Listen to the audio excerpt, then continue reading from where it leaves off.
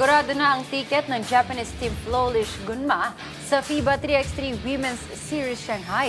Matapos tanghaling kampiyon sa Manila Hustle 3x3 Season 4, balikan natin ang naging bakbakan sa half-court nitong weekend sa Pasay City. May report si teammate Jamaica Bayaka. May bagong kampiyon sa Manila Hustle 3x3 Season 4 dahil tuluyan nang napatalsik sa trono ang two-time defending champion na Zeus Tokyo.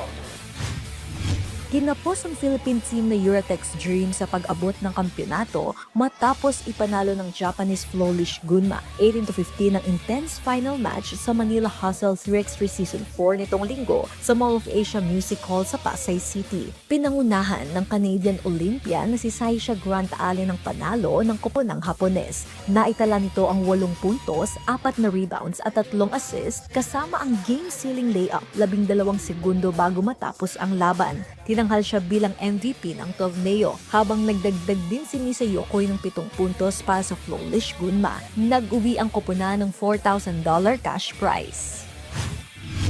I don't expect, I pray and I leave it to God. So they say you ask and you shall receive. So I asked the Lord and this is what He gave me, but He's always good. Really excited. It's a blessing to play for Japan. They're taking me in like family, so just to get a team win is so important. MVP is the cherry on top, but this is the most important, team win. So I'm excited.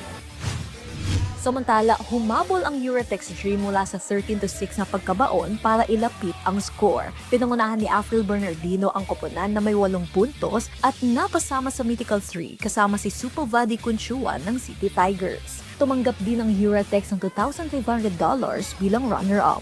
Samantala sa third place game, nagwagi ang Tigers laban sa Gilas Pilipinas Stars at nag-uwi ng $1,500. Sobrang nakakatuwa kasi umabot kami sa ganito sa podium. Sobrang nakaka-proud. Everyone stepped up, especially yung mga matagal ko na naging teammate. We play in Manila Hustle since last year with them. I play with them since last year and yung improvement namin sa ngayong year sobrang laki.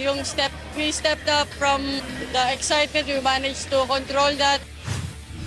Hindi man namin na nakuha yung championship, pero sobrang proud ako sa team namin, sa kung ano nakuha namin ngayon kasi grabe, sobrang puso talaga yung laban namin ngayon.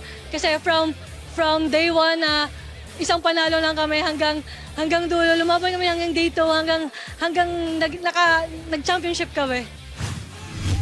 Nanatili ngayon sa Japan ang titulo ng torneo at sigurado na rin ang ticket sa FIBA 3x3 Women's Series Shanghai na gaganapin sa Mayo. Jamaica Bayaka para sa Atletang Pilipino, para sa bagong Pilipinas.